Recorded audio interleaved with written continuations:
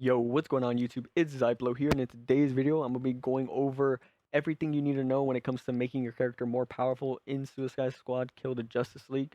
I'm going to be going over the three main things, which is the rank of the weapon that you're looking for, how many augments the weapons have, and what augments are pretty viable for me at least, and also some build synergies that you guys might want to look into, and also like what you should know when it comes to synergizing certain builds. Getting straight into it, the first thing I want to talk about is master loot.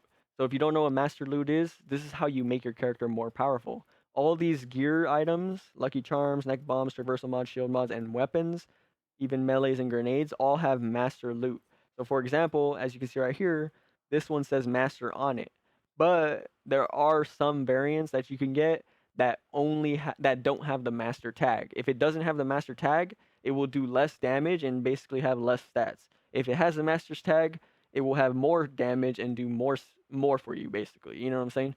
And you're going to be wanting to look for that master tag on all your items because it will increase the stats. And a good example of that is, as you can see right here, I have the master version of Shark's Bulletstorm, right? And this one right here isn't master. And I haven't changed either of these items, but as you can see, the increase in damage is insane already. And yeah, like it's just better to have the master version of whatever item you are looking for. You can have master versions of literally everything. You can have master versions even of legendary items, like for example shield mods and stuff like that. But of course, you're going to be wanting to look for the master versions of your infamy items or maybe even the notorious items, because right now one of the best builds in the game is actually the burn build, which is with Heatwave's molten skin. But you're going to want to look for the master version of this, of course, and you're going to want to look for the three augments. So when it comes to the augments, every single weapon that you get in the world, there is a chance of getting two augments on it. So obviously that is not good because you're going to want more capability of being able to modify your weapons. And yeah, you're going to be wanting to look for three augments, of course, uh, on top of wanting to look for the master tag. So that's pretty much the two main things you're going to want to look for first before starting to actually modify some of these things and starting to put them into your build. So that's what makes the grind very, intuitive and harder, because it is very rare to get some of these master items, because I haven't even gotten the master version of this one, which is what I really want, because I really like this weapon and I want the master version of it. But and then once I get the master version, my power is just going to increase immensely, especially with this sniper rifle that I like. And then that's when I'll start probably getting into more of the burn build that I was talking about. But yeah, you're gonna be wanting to look for the master version. You're gonna be wanting to look for the three augments, and then the last thing is build synergies. So when you have a good item like this one, for example, as you can see, this one works around crazed, crazing enemies and stuff. This one does insane damage. This melee weapon, I've been critical hitting like the big bosses with like 3.3 mil damage, and basically insta killing them. It is kind of not like right now, like maybe in the future this will be even better, but the reason why I'm saying right now it's kind of annoying, having such a good item like this but not being able to use it to its fullest, is because every time you suicide strike a big enemy, they always blow up because of the mutator boom, and then you end up usually dying. So it's kind of annoying that it does so much damage but you can't really properly use it, because as you can see right here, my suicide strike damage is 305,000. So automatically, I'm getting 305k guaranteed for the most part. But this increases because of the suicide strike damage increase that I have, the melee damage increase that I have, and also whenever I craze an enemy, I just do even more damage. You see, 49% damage to critical. So it's just insane. It just gets overwhelming on the enemy. 3.3 million is the highest I've seen so far in terms of my damage output that I've ever done. But it's mainly because, one, this is a master item, and two, of the stats I've put on it, of course, and because I'm building my build around craze. So when it comes to build synergies, also you're going to be wanting to look for the villain synergy.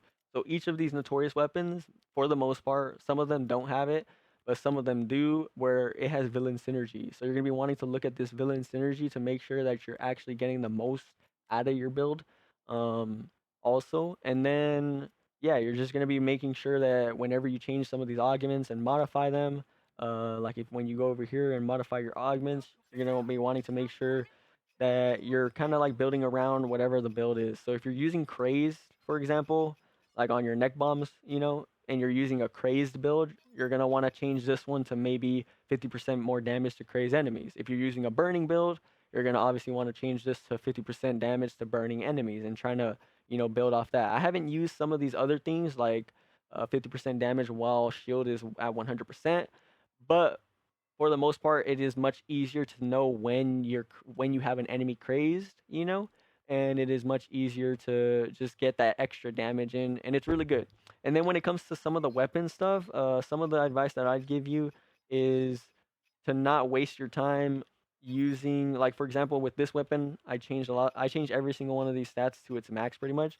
But for this weapon, since I'm using a crazed build, I went with the 50% damage to crazed enemies, and the reason why is because I actually tried um, this one right here, 40% firearm damage when the magazine is above 50%, because I thought it would be like good, because then like let's just say if I don't have the enemy crazed, at least I'm still getting that damage all the time. You know what I'm saying? And consistent.